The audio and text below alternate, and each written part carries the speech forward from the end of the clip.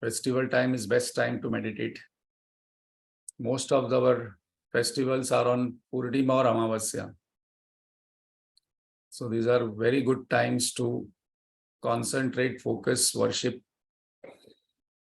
So let us withdraw our mind consciously from all past, future occupations with the family, social, what has happened till now, what is going to happen. One of the easiest way to withdraw the mind is to give mind some anchor to focus on. And the best anchor to give is our own body. So let us scan the body from top to bottom. Let us relax our head, shoulders, chest, back. Let us relax our buttock where we are sitting, thighs, calf muscles, legs. When we give instruction as relax, the body has no choice. It has to relax. Relax. Spiritual sadhaks are mostly relaxed and cheerful.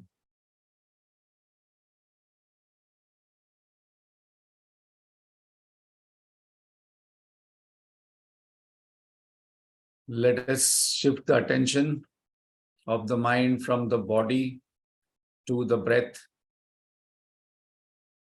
Let us just focus on the breath, how the inhalation, exhalation is happening.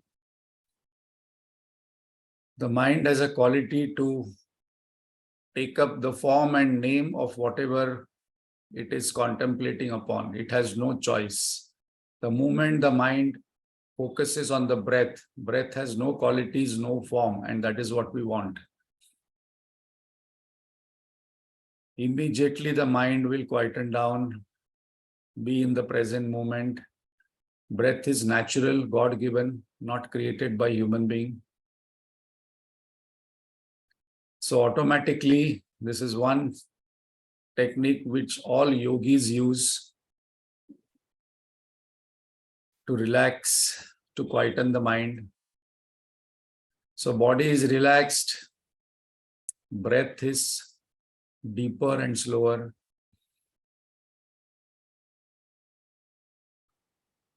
Let us focus the mind on what we are feeling, what emotions I'm having right now. This is an important question to ask. What am I feeling this moment? This is a very, very deeper introspective question. Especially for Indians, it is important because we are trained to suppress our emotions.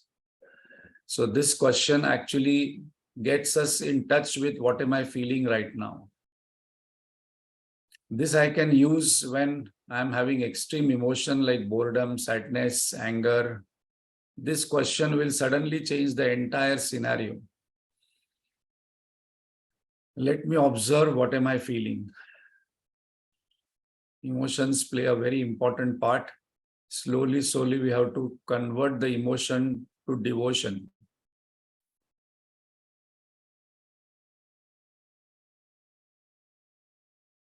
Just observing the emotions power goes down. I start managing the emotions rather than emotions managing me.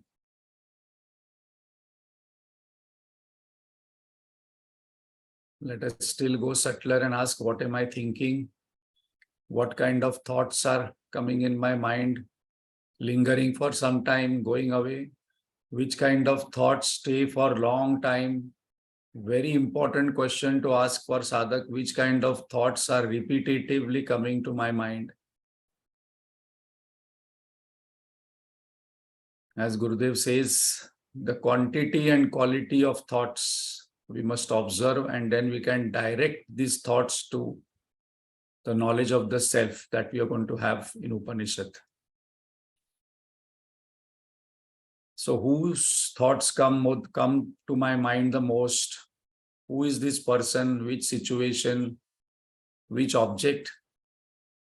These are very important introspective questions for a sadhak to ask.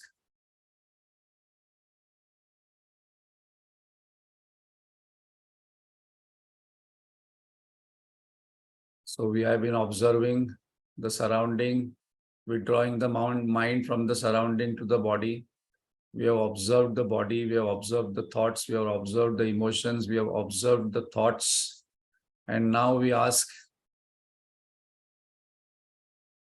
Ramana Maharshi's question, who is the observer? And hold on with this question for some time. Not expecting something to happen, because nothing will happen. But a lot of things happen inside. So now attention is on the awareness. Attention is on the observer. Attention is on the self, whose nature is Satchit Ananda. And when mind can hold on and keep the attention on the self, the mind has no choice then to dissolve. And that is what is enlightenment. Mano Nasha.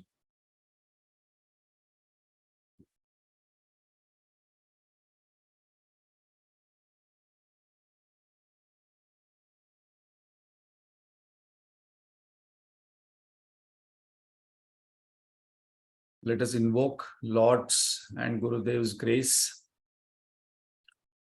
by chanting Om.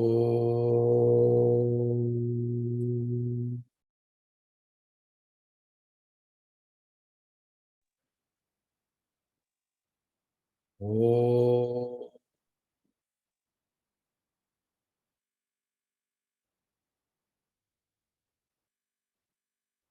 Om.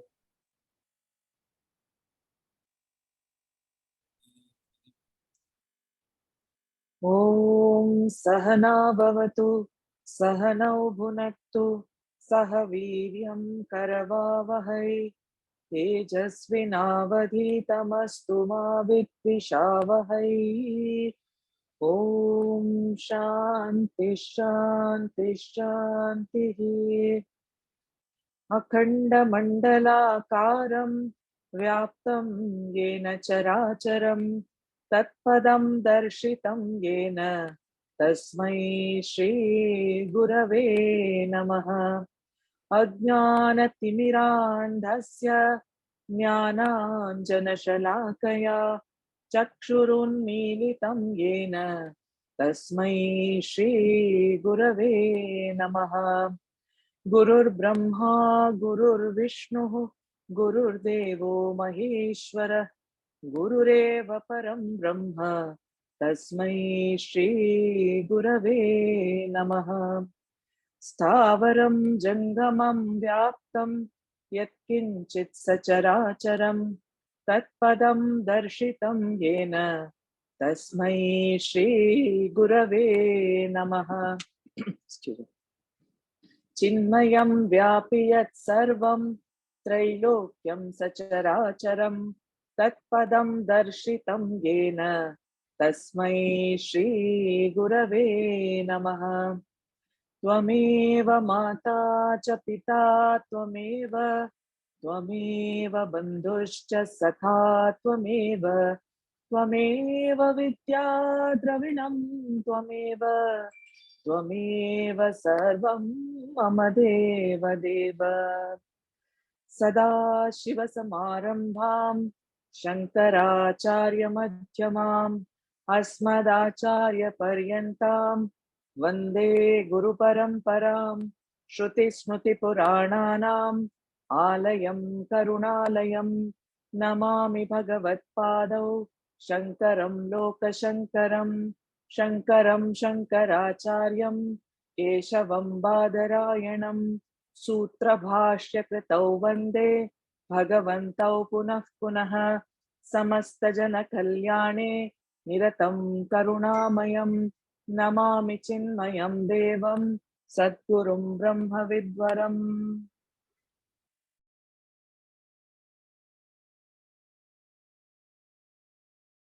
And then hopefully today we can start the first mantra. So after some time, maybe I'll request Vidya to chant the first mantra. So till now, What we have done is number 1 point, Jnana Mahima, which is very important, importance of knowledge. Knowledge is the key in spiritual sphere and even our day-to-day transactional sphere. Knowledge is required for success, happiness. Knowledge is required for healthy relationship. Knowledge is required to be healthy. So suppose we see in all areas, the need for knowledge is very important. And finally, even the Vedas say that Jnaneya Mukti, knowledge only will liberate us because the cause of bondage is ignorance. So we can use this aspect very, very powerfully in each area. Whenever I am suffering, whenever I am sad, whenever I am having any problem, I must come back to this topic that, okay, I'm not having some knowledge about something, so there is a problem. Then we also saw second topic, how knowledge happens, how knowledge takes place inside us. So we saw there are 4 entities, 4 things must come together, then only knowledge can happen. The knower, the knowing, the known, these 3, when they come together, the knowledge happens, prama happens. So pramata, prameya, praman. And the most important thing then we saw later on is that the variable factor. Now this is a point we have to pay attention, because on this point we are going to take up today's topic. Just little essence of this topic, because this topic itself will take a couple of sessions. The variable factor in this is the praman, means of knowledge. Suppose we change the means, the knowledge changes. This is a very important factor. How we can use in day-to-day life also, if somebody is not agreeing with my opinion, the praman what they would be using would be different. So we must not get upset, angry, because this is what happens today. The matabhed leads to manabhed. No, I don't agree with you, so I don't want to deal with you, I don't want to transact with you, I don't want to talk to you. But that particular person's opinion is just based on the praman what that person is using. That's all. So we have to ask, okay, what is the praman you're using? What is the valid means you're using for this particular opinion you're forming about this? Then the person would say, and then we can bring him to this topic. Okay, my praman is this. So in Vedanta, we are accommodative of all the people. We accommodate everybody because we are using maximum pramanas. So then the third topic what we saw is validity of knowledge. Which knowledge is valid? Then we saw the conditions there. And then we saw that it must have valid means. So then we saw different pramanas, the pratyaksha praman, anuman praman, arthapatti praman, etc. And then we saw important Siddhanta, what we are discussing, Veda Praman. So Ved is our Praman. So what is Veda? We saw storehouse of knowledge, authority. We saw what is the definition of Veda, and then different parts of Vedas. There is one Veda. Then there are 2 parts, Brahma and Dharma. Then there are 3 parts, Karma Kanda, Jnana Kanda, and before that Upasana Kanda. Then there are 4 parts, if you want to divide that. Mantra, Brahmana, Aranyaka, and the 4th part we are going to discuss, that is the Upanishad. Then we also last time saw what is the definition of Upanishad, that the sadhak goes near the teacher and then sits down with determination and seeks Brahma Vidya, only interested in Brahma Vidya, about I want to realize now. So that particular Upanishadic sadhak is different than Gita sadhak. Gurudev will always say Arjun was different because his questions were different. So now when we see that Veda is a Praman, now this is very important, and why this small introduction was important is, even though the same Vedas are there, in our culture, this is I'm just going to make some pointers and essence just to get the overall view and to be proud of our culture, that how our culture is such in depth, such vast, and such logical acceptance is there, that the same Vedas, because Sanskrit language, one word has many meanings. So the interpretations are different. And in our day-to-day life, we see that how we behave with each other depends upon our attitude. And our attitude depends upon our knowledge about what we have. And when the person meets with some accident, the person forgets, you are my husband, you are my wife, you are my child, you are my friend we see in the movie.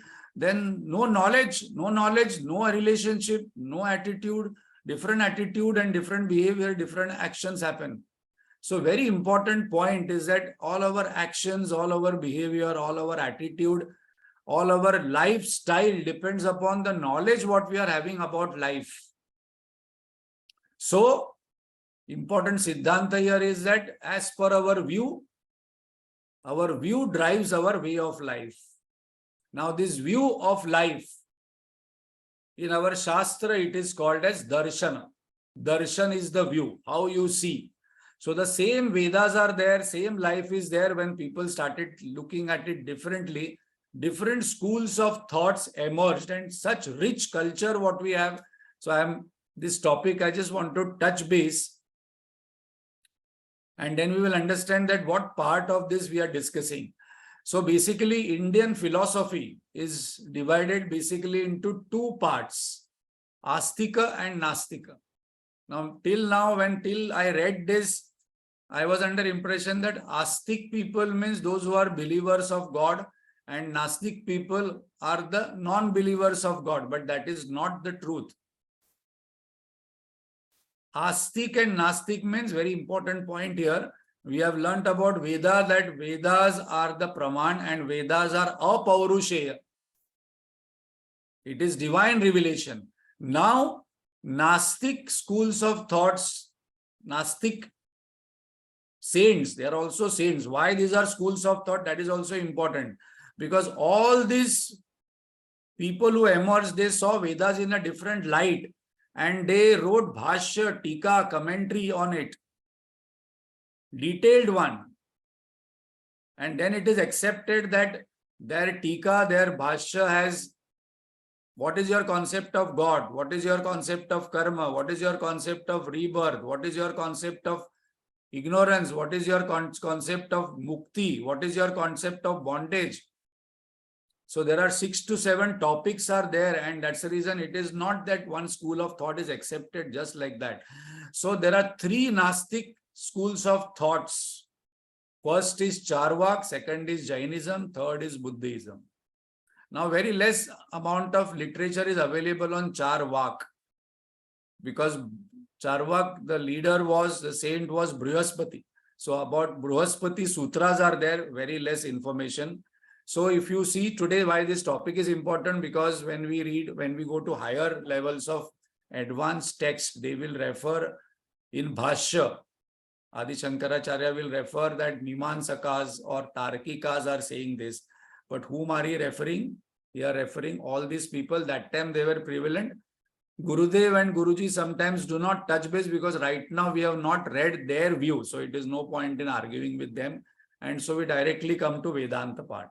So 3, Charvaka, the leader was Brihaspati. Jainism, the founder was my building's name. I live in a building called as Parasnath. He was the founder, Parshvanath.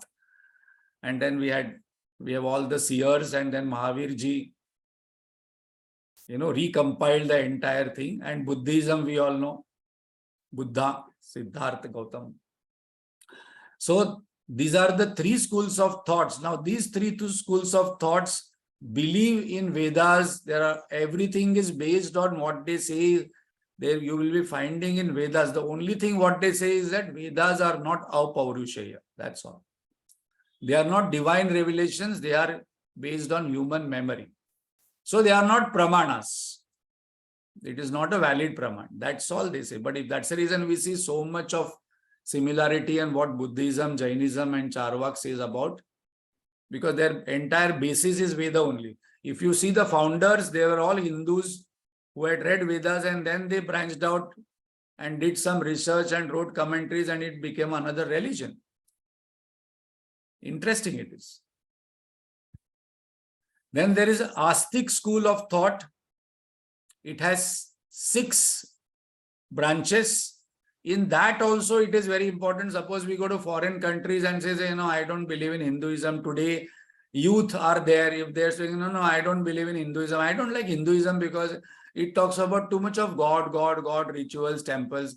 They must be told this, that our Indian philosophy, our own Indian philosophy, who are astikas, who believes in Vedas as apaurushaya, in that also there are three schools who do not have any concept of God. That is Sankhya, Nyaya, Vaisheshika. Very important one. They don't have any concept of God because they are Tarkikas. Their logic is very important. And today those people who think they are very intelligent and they can have lot of logic, they must read Nyaya philosophy. Atomic theory is there in atom based is there in Vaisheshika. So much of knowledge is there in that. It is amazing to just read a little portion, maybe one drop somewhere here and there. Vedanta heavily derives from Nyaya philosophy when it comes to Praman Vichar, when it comes to logic. And the three other schools of thoughts which are having concept of God as Yoga, Purva Mimamsa and Vedanta, Uttar Mimamsa. Now homework is, you have to find out who is the founder of each. That is a homework, because that is statistics. Who is the founder of Sankhya, Nyaya, Vaisheshika, Yoga, Purva Mimamsa, Uttar Mimamsa. In Uttar Mimamsa Vedanta also there are six schools of thoughts. Why I have to mention this? Because our literature is so vast and we accept all, and so much of argument is there. We have to learn how to argue also. Our voice should not be raised. Our emotions should not overrule us when we argue. We must discuss quietly across the table what is happening. That is what the argument happened between Adi Shankaracharya and Sureshwaracharya there. And Sureshwaracharya's wife was the judge. Because argument can only happen between two knowledgeable people. I cannot go and talk to one villager who is illiterate, cannot go and talk to metaphysics PhD professor who is teaching in IIT. I am saying, no, I want to discuss with you with metaphysics. No, I don't believe that there is movement in the material, because a person has not read atomic theory. The person doesn't know there are electrons, protons, neutrons available in every element. If the person is not aware of atomic theory, how can you say that there is movement happening in every element? This is very important to note, all these schools of thoughts and pramanas, because when we talk with children, we must use their praman. When we talk with another person, we must use their praman, what they know. And that's the reason many people who are elderly people say, no, God. Children say, no, you do show me God. Then I will believe. Why to go to temple when God is everywhere? So when we start talking logic, then slowly people accept, because logic you cannot defy it. Those who want logic, we should give logic. Those who want worship, we should give bhakti. So these are the 9 schools of thoughts, and then Buddhism also has 4 branches. So which are the 9 1, 6 Astika and 3 Nastika. In Astika also 3 not having any concept of God, 3 having concept of God. And in this 9 schools of thought, Buddhism has 4, and Vedanta, what we are discussing, has 6 schools of thought. But main 3 are Advaita, Vishishta Advaita, Dvaita. There are 3 there. So Madhavacharya, where we follow, we see ISKCON.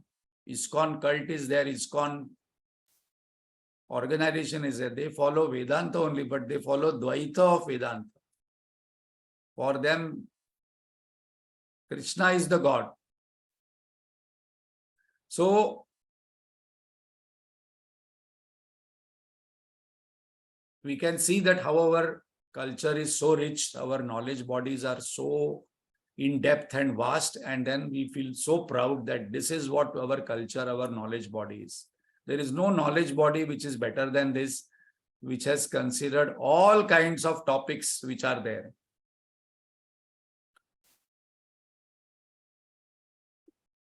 So now we'll come to Upanishad part. I'll just share this slide. If you want to just see, then I will post it.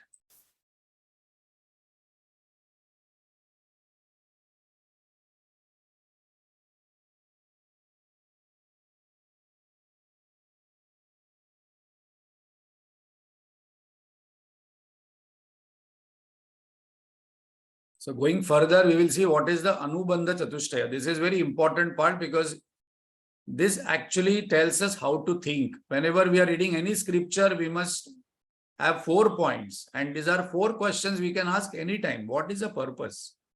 What is the Vishaya? What is the matter? What is the subject matter? What am I going to get? What is the result? What is the prayojan? And what is the relationship between these to that?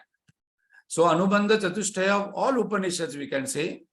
First is Adhikari, am I qualified? So Upanishad Adhikari is Sadhana Chatushtaya Sampanna. Now what is Sadhana Chatushtaya? Vivek, Vairagya, Shadasampatti, Mumukshatva. So first of all, suppose I am not finding much difference in me, in my emotions, in my thoughts, in my behavior, in my attitude, I must go back to Sadhana Chatushtaya.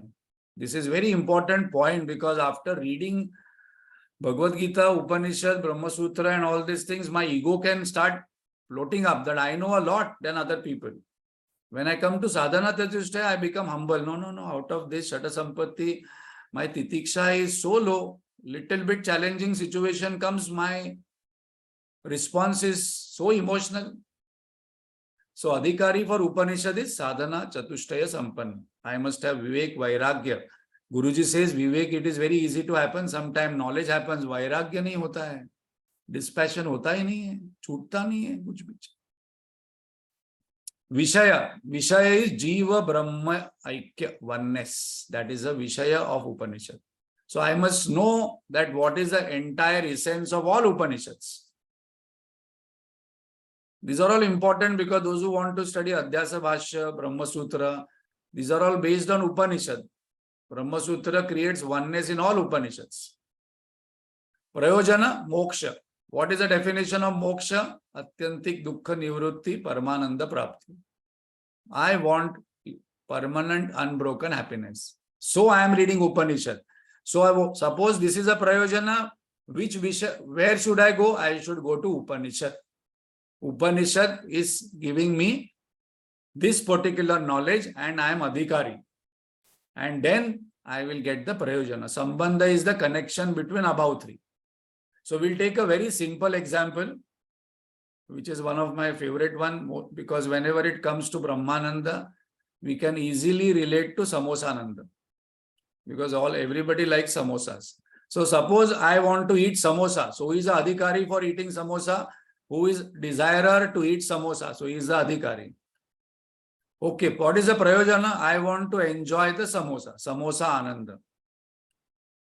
Then what is the Vishaya? Where will I get this samosa Ananda? I must go to Haribhai Purushottam shop. If you come to Ghatkopar, there is one famous shop. There best samosas we get. Actually, we all like samosas from Haribhai Purushottam shop.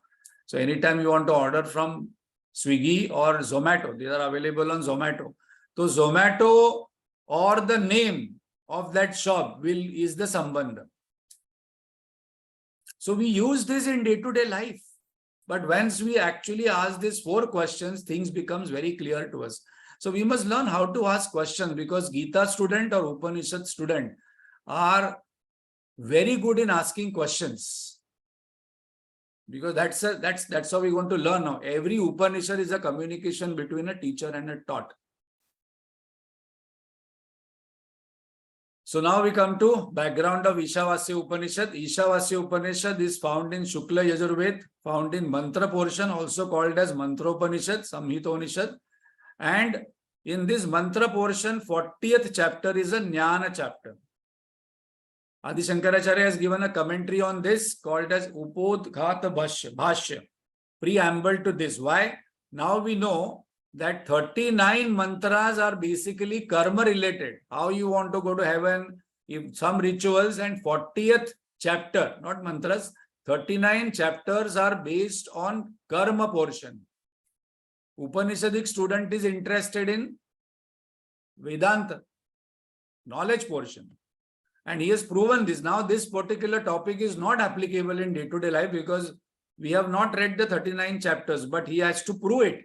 So I'll just give how he proved it. Just a essence of it, just the taste. Those who are interested can read the Bhashya of Adi Shankaracharya. So Adi Shankaracharya says that 40th chapter is mainly dedicated to nature of Atma. First sentence he says, and whose nature is not karma. Very important to point.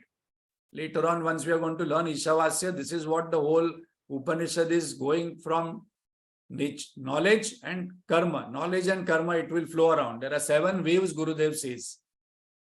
So what is the nature of action? Any action we take is to create something, to modify something. I want to create tomorrow dosa or idli. So it is a creating action. I want to modify milk into curds, modification action. I want to acquire something. That's the reason we go to office, we create families.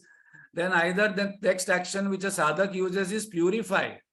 But in action, there is doership and enjoyership. This is very important because suppose we go to higher text, Naishkarmya Siddhi, written by Sureshwaracharya, very, very thick, very important book, who was basically a Purva Mimansi action based. Now he became Vedantin after he met Adi Shankaracharya.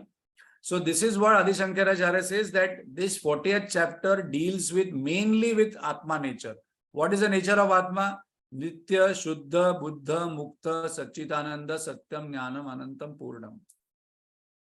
Purnam I have put purposely here because we are going to start this Upanishad with Shanti part, which is Purnamada Purnamidam. Now this nature is in opposition with karma. So karma cannot liberate me. Knowledge only will liberate me. So whatever karma I do, it is not going to liberate me. It will only can create Chitta Shuddhi or Chitta and Chitta Ekagrata. That is the purpose of karma. So we must not expect that this karma will liberate me. I must be very clear that why I am reading Upanishad, because Jnaneya Mukti, knowledge will liberate me. Knowledge is going to give me happiness. Those who want to be performers, who is a performer? Who has a desire and who wants to do actions and then who wants the result of that action are qualified for Karma Kanda. Then I must focus on Karma Kanda for Chitta Shuddhi. Still I have lot of rajas. Then I have a desire, then action, then result. This is a process of action. This is called as a Karma Bandha. Because where there is a desire, there will be action, there will be a result. That result will either liberate me or it will bind me. Most of the time it can bind me with me, don't have this knowledge. And who are the qualified students of Upanishad? Those who want to know the self. And what will Upanishad do? It will destroy ignorance. And it will lead to destruction of sorrow and delusion, Atyantik Dukkha Nivrutti and Paramananda Prapti. These are the qualified students for Jnana Kanda, because we are going to deal with Jnana Kanda. What is the purpose of Upanishad? This is the purpose of Upanishad. So this is very important, because if I mix up these two, so Upanishadic student is only interested in 3 things: Shravan, Manan, Nididhyasam. Shravan, Manan, Nididhyasam. I am not interested in any karma. So now Yajnavalkya's disciple, who is a disciple of Vaishampayan, is the Drashta of Shukla Yajurved. So I am not getting into the story part of it, but just mentioning that in Yajurved, there are 2 shakhas. One is Krishna Yajurved, one is Shukla Yajurved. Yajurved means, Yajur means worship and Veda means knowledge. So those who are coming to Upanishadic study, they are worshippers of knowledge. When we do puja of, God, how much we take bath, we, clean up, we light the lamp, we put agarbatti, then we do chanting. When we are reading Upanishad also, we must have the same bhav that I am doing puja. Worship of knowledge. Yajur means worship, Veda means knowledge, worship of knowledge. So, Yajnavalkya was the disciple. He branched out after learning And then when he went out, he was the most qualified student, best student of Vaishampayan. And some incidents happened. There are different versions, so I'm not getting into the story. And then when he branched out, he's made his Surya, sun god, as his guru, and that became Shukla Yajurved. And whatever Vaishampayan had taught till that time, that became Krishna Yajurved. Yajurved is a very important Veda because we find many Upanishads out of 10 primary Upanishads found in Yajurveda. Brihadaranyaka Upanishad, Taittiriya Upanishad, Kathopanishad, Isavasya Upanishad, these are all found in Yajurveda. So, and many scriptures are available. That is also another reason. So, Isavasya name, so if somebody had asked me in the first session, the name has come from the first word of this Upanishad. Now, Vidya will chant, then you can see Isha word is the first word. Like Kathopanishad is coming, the name is coming from Katha Rushi. Brihadaranyaka means voluminous, vast, and it is found in Aranyaka Kanda. So the name is Brihad Aranyaka Upanishad. Every Upanishad is a communication between teacher and taught. Now in this Upanishad, there are 18 mantras, and 18 is a very significant name. 18 Smritis, 18 chapters in Gita, 18 Puranas, 18 verses in Sita Prajna Lakshan in second chapter. So Vinoba Bhave says that this Upanishad he compares with Gita, Bhagavad Gita. And I think we are all studying Bhagavad Gita. That's the reason I took this Upanishad.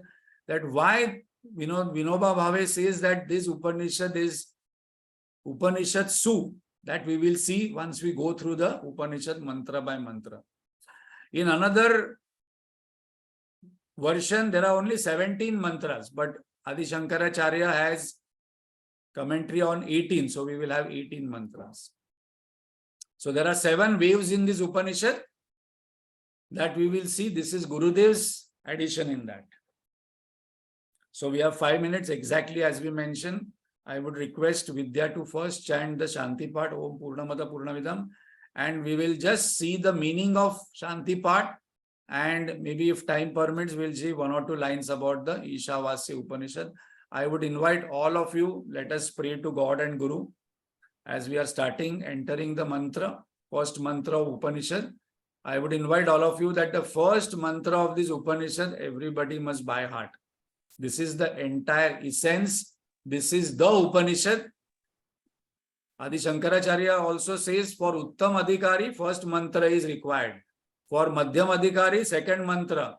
And for Adham Adhikari, lowest one, after third mantras are required. So first mantra we must by heart. So I would invite Vidya to chant Shanti part and first mantra both. Sir, मैं पूरा बोल दूं 18 mantras. It just takes 3 minutes. Oh, chalo, today we will have Purnamada Purnamidam and 18 mantras. Very good. Yeah. This is my dedication to Ved ji, जिनसे मैंने सीखा. Om Purnamada Purnamidam Purnat Purnamudachyate Purnasya Purnamadaya Purnameva Vashishyate. Om Shanti Shanti Shanti.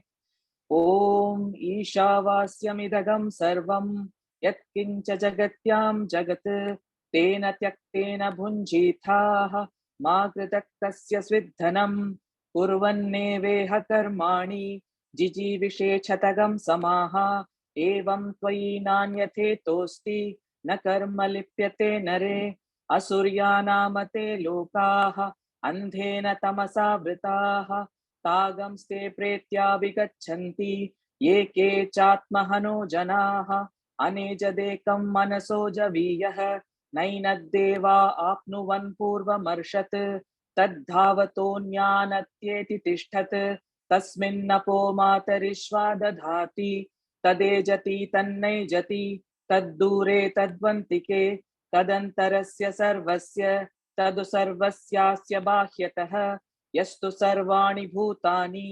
आत्मन्येवानुपश्यति सर्वभूतेषु चात्मानं ततो न विजुगुप्सते यस्मिन् सर्वाणि भूतानि आत्मैवाभूद्विजानतः तत्र को मोहः कः शोकः एकत्वमनुपश्यतः सपर्यगात् शुक्रमकायमव्रणम् अस्मान् विरगं शुद्धमपापविद्धं कविर्मनीषी परिभू स्वयंभूः याथा तत्यथोर्थान् व्यददात् शाश्वतीभ्यः समाभ्यः अन्धं तमः प्रविशन्ति ये अविद्यामुपासते ततो भूय इव ते तमः य उविद्यायागं रताः अन्यदेवाहुर्विद्यया अन्यदाहुरविद्यया इति शुश्रुमधीराणां येनस्तद्विचचक्षिरे विद्यां च यस्तद्वेदोभयगं सः अविद्यया मृत्युं तीर्त्वा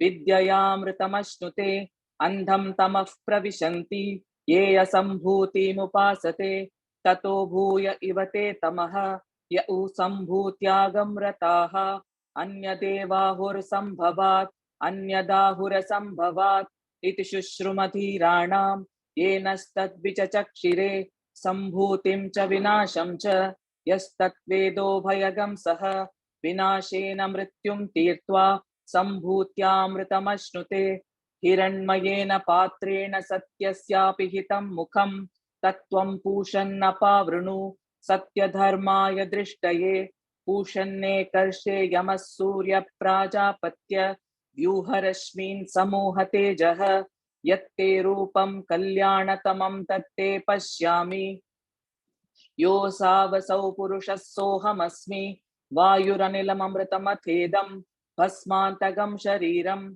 ॐ क्रतो स्मर क्रतगं स्मर क्रतो स्मर क्रतगं स्मर अग्नेनय सुपथाराये अस्मान् विश्वानि देव वयुनानि विद्वान् युयोध्यस्मज्जुहुराणमेनो भूयिष्ठां ते नम उक्तिं विधेम ॐ शान्ति शान्ति शान्तिः.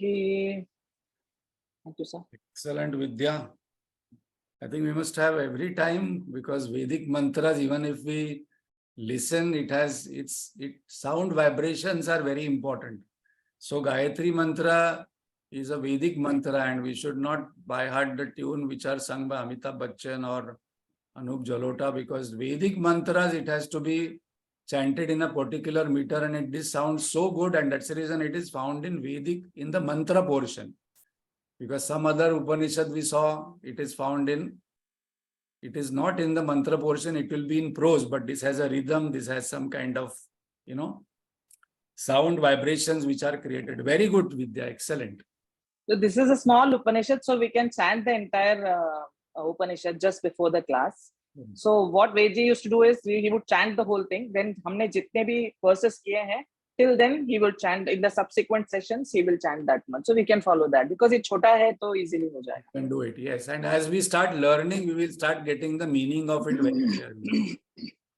So this mantra, this Upanishad, the uniqueness, one more uniqueness is the Shanti part, what we chant in the last, that is the first one. This is very important. Now, this Shanti part, what Vidya chanted, Om Purnamada Purnamidam Purnat Purnamudachyate Purnasya Purnamadaya Purnameva Vashishyate. Now, this is going to take 1 or 2 sessions, and that we are going to discuss after the 10th mantra is completed. Why? There is a reason for it. So not now, because this Upanishad, if I want to understand, this is the essence of this Shanti part. But just literal meaning, and then we will again chant this and then close. Those who have any questions, they can ask. Om Purnamada Purnamidam. So Om is Brahman. That is Purna, whole and complete. This also is Purna, whole and complete. So I must say this to myself every day. One thing, I must have one affirmation. I am whole and complete in English. Because all problem starts when I feel that I'm incomplete. Purnat Purna Mudachyate means from that Purna, this Purna has come. We are going to discuss in detail, and you will see that all meanings are going to come in Isavasya. First mantra itself, major portion will be completed. Purnasya Purnamadaya Purnameva Vashishyate means from that, if this is removed, Purna alone remains. Om Shanti, Shanti, Shanti.